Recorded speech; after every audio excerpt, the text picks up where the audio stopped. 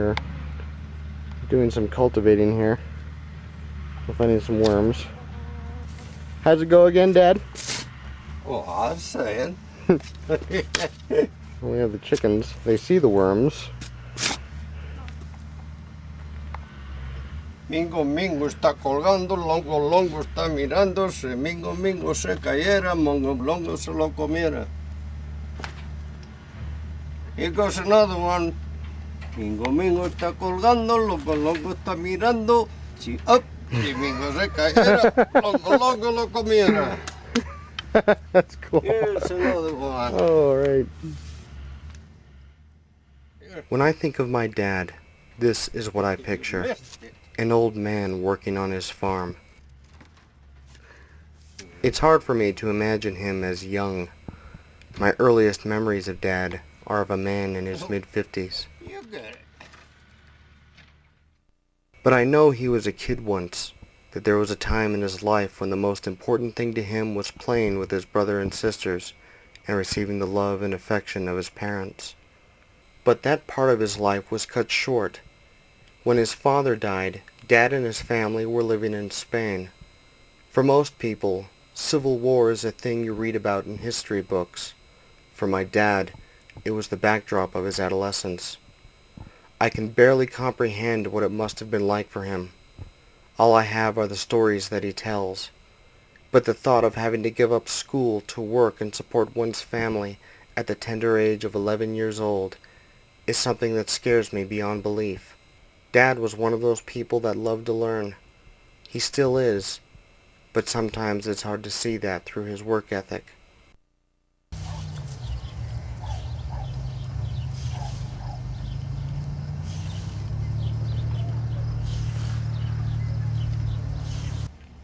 Dad often says that he came into the world from the ground up, and I came into it from the sky down.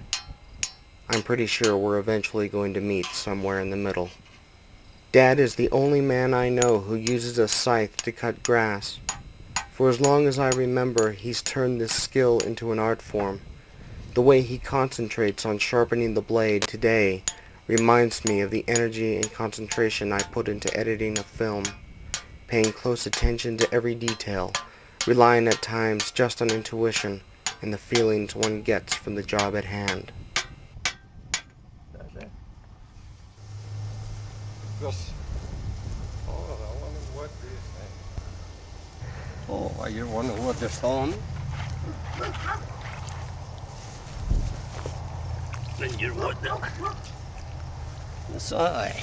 Cool.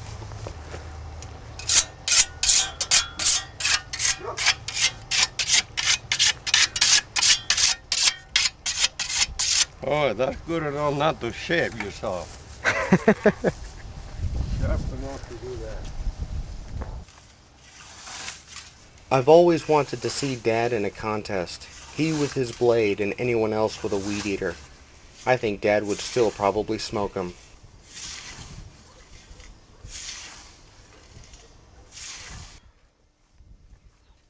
He always knows when the time is right to sharpen the blade.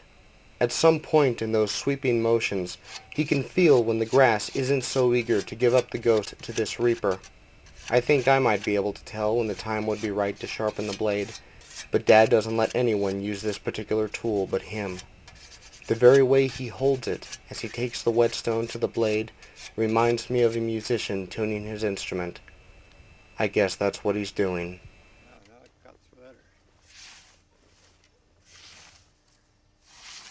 I still wonder what goes through his mind as he works so intently. Is he thinking of Spain and one of the many stories he likes to tell? Is he thinking of his grandchildren?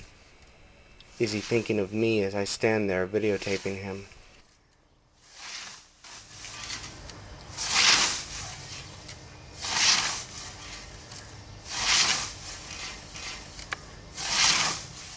I was in the 20s already in that place. My brother was way up there.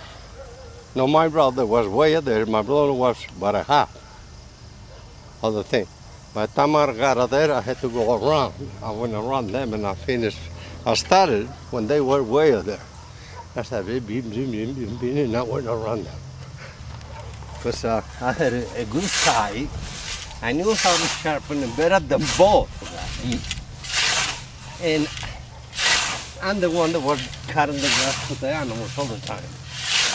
I had more experience with both of them.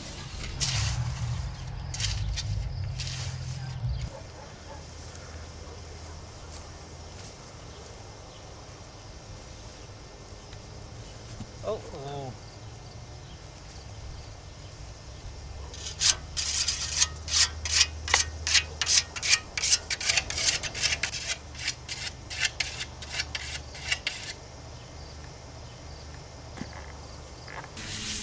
How old were you when you first learned how to do this? At the age of 10, between 9 and 10, I went to do this for a neighbor, and I made enough money to buy a donkey for my mother so she could take her basket off of her back and put it in 2 baskets in the donkey. And that was 9. And this month, happened to be in this month. And when I was between 8 and 9, or I guess I wasn't paying yet. And the guy that I helped to do this, paid me. Actually, he's the one that equalized the money that I earned and gave me the donkey, the female donkey. But my mother needed it. That took the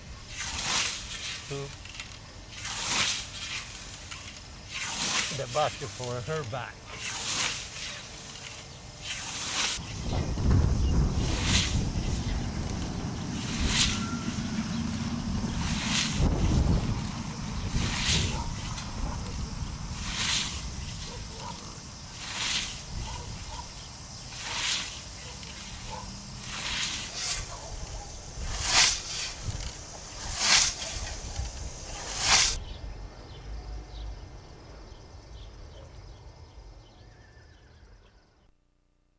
I've always had a great appreciation for growing up on a farm, even though at times it was in the suburbs of Los Angeles. I watched life and death throughout my childhood, whether it was Dad playing midwife to a herd of nanny goats, or even watching him butcher a cow or a sheep. Most people think of beef as a thing you buy at the store wrapped in cellophane. I found it strangely comforting to understand that the steak I was eating once had a name, and would come up to me as I stood by the fence and lick my hand. It actually gave me respect for those animals, and a keen understanding of our place as guardians for their well-being, until the time comes for them to make the ultimate sacrifice for our benefit.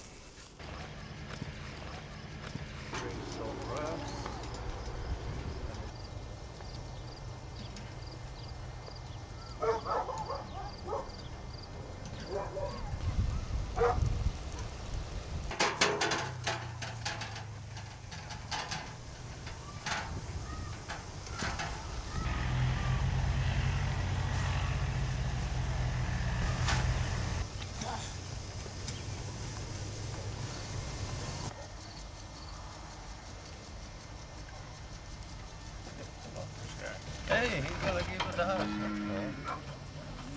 Es que sí, pues no. No planning there.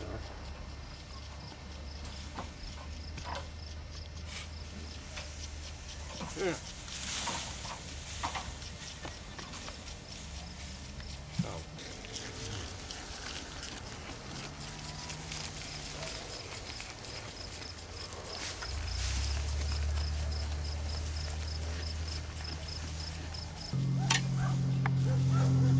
You're gonna do pee in there, do you? Get out of here!